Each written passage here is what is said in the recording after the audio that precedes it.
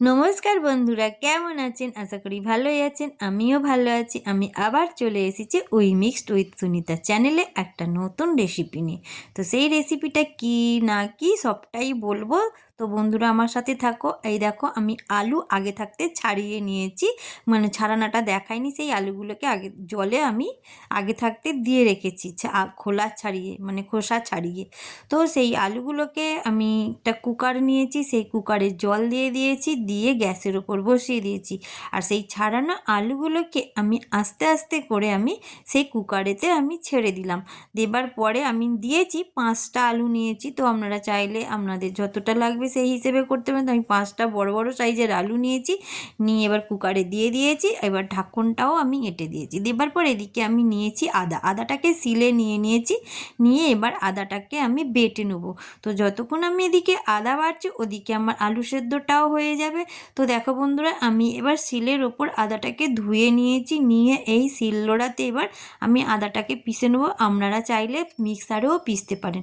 তো আমার আদাটা পেষা হয়ে গেছে বন্ধুরা। আমি এবার আস্তে আস্তে এবার আদাটাকে শিলনোড়া থেকে তুলে নেবো। তো আমি একটা বাটি নিয়েছি, সেই বাটিতে এবার আমি আদা পেষাটাকে তুলে নেবো। তো আমি শিলে পিষেছি বন্ধুরা, তো শিল থেকে আমি এবার বাটিতে তুলে নিচ্ছি।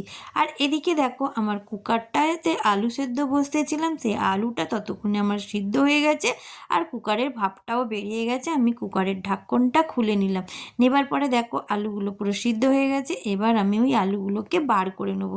তো এবার আমি আলুগুলোকে বার করে নিয়েছি, নিয়ে ঠান্ডা করে নিয়েছি। নেবার পর আমি সেই আলুগুলোকে এবার আমি একটা চপার বোর্ডের ওপর রেখেছি। রেখে এই দেখো সব আলু কটা সেদ্ধ করে নিয়েছি, নিয়ে আপনাদেরকে আমি দেখালাম থালাতে আছে। তো এবার আমি চপার বোর্ডের ওপর একটা আলুকে নিয়েছি, মানে সবকটা আলুকেই কাটবো, তো একটা আলুকে নিয়ে কাটা দেখাচ্ছি। তো এইভাবে আমি ছুরি দিয়ে মানে এই বড় আলুটাকে আমি 4 খাদি করব। তো এই দেখো আমি একটা আলুকে কাটছি ছুরি দিয়ে। তো এইভাবে আমি আলুর খাদি করে নেব, সবকটা আলুকে একইভাবেই কেটে নেব। তো এদিকে আমার কড়া বসিয়ে দিয়েছে, আর ওদিকে আমার সব আলু কটা কাটা হয়ে গেছে। তো কড়াটা গরম হবার পর আমি কড়াতে বন্ধুরা সাদা তেল দিয়ে দিয়েছি। তো এই রেসিপিটা আমি সাদা তেলে করব, সর্ষের তেলে করব না। তো কড়াতে সাদা তেল দিয়ে দিয়েছি, তেলটা গরম হয়েছে কি আমি দেখলাম। তো তেলটা আমার গরম হয়ে গেছে। তো তেলটা গরম হয়ে যাবার পর আমি সেই গরম তেলের ওপরে 3টে এলাচ নিয়েছি, আগে থাকতে ফাটিয়ে নিয়েছি, সেই এলাচ 3টে দিয়ে দিলাম। আর এদিকে দিয়ে দিলাম দালচিনি 2 টুকরো, আর দিয়ে দিচ্ছি 5-6টা লবঙ্গ। দিয়ে আমি তেলটার উপর ভালো করে নাড়াচাড়া করে নিলাম। নিয়ে যেই আলু সেদ্ধ করে আমি পিস করে রেখেছিলাম বন্ধুরা, সেগুলো আস্তে আস্তে আমি তেলের ওপর সব দিয়ে দিচ্ছি। এই দেখো বন্ধুরা, সব আলুগুলো আমি কেটে রেখেছি। রেখে এবার আস্তে আস্তে আমি এবার ওই তেলের ওপরে দিয়ে দেবো।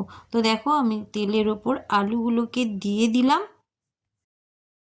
তো তেলের ওপর আলুগুলো দেবার পর একটু নাড়াচাড়া করে নিয়ে তার ওপর আমি দিয়ে দিলাম হলুদ গুঁড়ো, আর দিয়ে দিচ্ছি নুন। কেন কি আলুটা সেদ্ধ করার সময় আমি নুন দিইনি, তো ভাজার সময় আমি নুন দিচ্ছি ভেতরে যাতে আলুতে নুনটা ঢোকে। তো সেই জন্যে আমি হালকা হাতে বন্ধুরা, কেন সেদ্ধ আছে আলুটা, তো সেই জন্যে হালকা হাতে তেলের উপর নুন হলুদ দিয়ে নাড়তে হবে। তো ভাজা ভাজা করে নিতে হবে।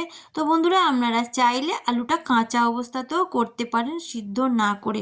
তো আমি সিদ্ধ করে নিচ্ছি, আর আমার এদিকে দেখো হালকা হাতে ভেজে নিচ্ছি, আলুতে কালার এসে গেছে। আমি এবার আস্তে আস্তে তুলে নিচ্ছি।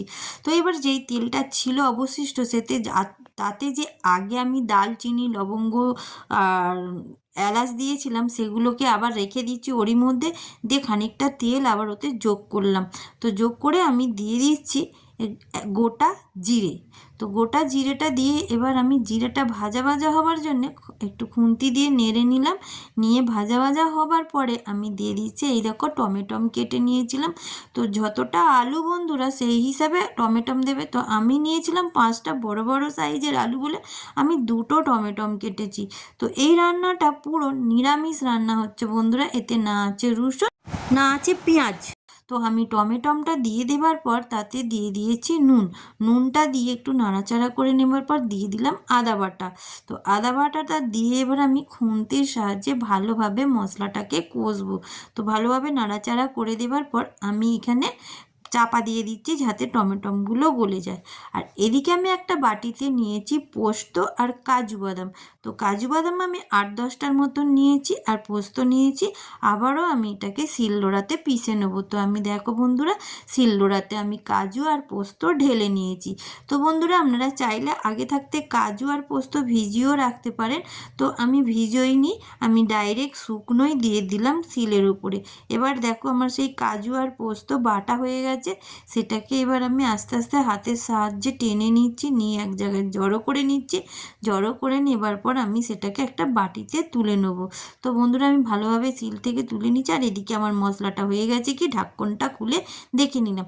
তো দেখছি আমার এদিকে টমেটোটা একটু অল্প গলেছে, মানে পুরো গলেনি। তো তলা যদি ধরে যায়, তাই জন্যে আমি আবার নেড়ে দিলাম। তো এদিকে দেখো নাড়াচাড়া করতে করতে টমেটোটা আমার গলে গেছে।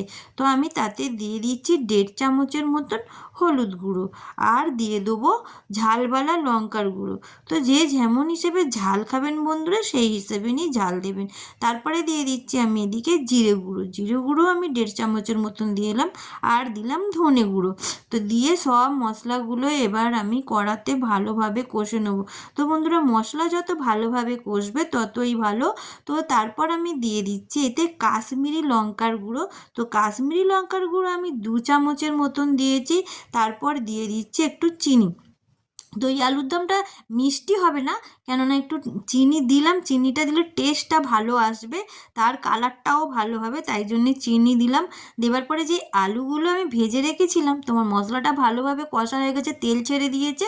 তারপরেই আমি এই যে আলুগুলো ভেজে রেখেছিলাম, সেই আলুগুলো আমি ওই মশলার ওপরে ঢেলে দিলাম। দেবার পর আমি আলুটা আর মশলাটাকে ভালোভাবে মিশিয়ে নিচ্ছি বা মিক্স করে নিচ্ছি, যাতে মানে ভেঙে না যায়। সেইভাবে আমি আস্তে করে হাতে নাড়ছি।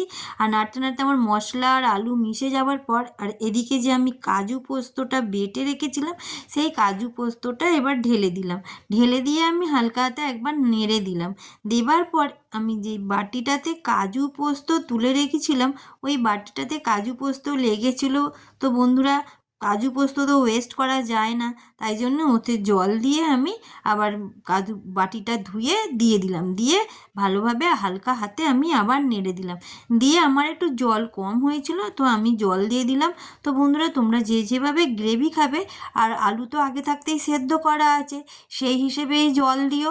কেন কি আলুটা তো বেশি সেদ্ধ করতে লাগবে না, জাস্ট মশলাটা একটু তৈরি করা আর আলুর ভেতরে মশলা জুস মানে টেস্টটা ঢোকার জন্যে ওই একটু জল দিয়ে ফোটানো। তো যে থালাটা দেখলে, ওই থালাটাতেও আলু মানে গুঁড়ো বা একটু তেল ছিল, সেটাকেও আমি মুছে ওইতে দিয়ে দিলাম, দিয়ে ঢাকা দিয়ে দিয়েছিলাম। ঢাকা দিয়ে খানিকক্ষণ পর এসে ঢাকাটা খুলে নিলাম। নেওয়ার পরে দেখো বন্ধু, ওরা কত সুন্দর কালার হয়েছে, আর তেলও ছেড়ে দিয়েছে। আমার আলুগুলো সিদ্ধ আলু কিন্তু অতটা ভেঙে যায়নি, কেন কি হালকা হাতে নেড়ে নেড়ে করেছি। মানে একদম তাড়াহুড়ো করে করলে সেই আলু সিদ্ধ আলু ভেঙে যেতে পারতো। তো দেখো আলু সিদ্ধ, তাও আমি তোমাদেরকে একটু টিপে দেখালাম যে আলুর ভিতরটাও সিদ্ধ হয়ে গেছে। তো আমি যেই আলুগুলোকে সেদ্ধ করেছিলাম বন্ধুরা, একদম পুরো সিদ্ধ করিনি। মানে একটা আলু যদি 4 ভাগ বলি, সেই 4 ভাগের 3 ভাগ আমি সিদ্ধ করেছি, 1 ভাগ শক্ত রেখেছিলাম। মানে আমি বলতে চাইছি, তোমরা বুঝে নাও যে 1/3 সেদ্ধ করেছি আর 1 অংশ সিদ্ধ করিনি। তো সেই হিসাবে তোমরাও যদি পারো সিদ্ধ করো। আর তারপর আমি লাস্টে দিয়ে দিলাম গরম মশলা। তো গরম মশলা দিয়ে আমি একবার নেড়ে দিলাম বন্ধু, আর দেখো আমার এই আলু মশলা রেডি। তো আমার মশলা আলুর দম রেডি হয়ে গেছে বন্ধুরা, আমি গ্যাসটা অফ করে দিলাম। তো দেখুন কত সুন্দর দেখতে হয়েছে। এবার আমি একটা জায়গাতে নামিয়ে নিচ্ছি। তো বন্ধুরা, এটা একদম নিরামিষ মশলা আলুর দম। তো আমরা চাইলে উপোস 30 বা কোনো পূজা পার্বণে আপনারা এটা বানিয়ে খেতে পারেন। খেতে কিন্তু দারুণ, রুটি লুচির সাথে দারুণ জমে যাবে।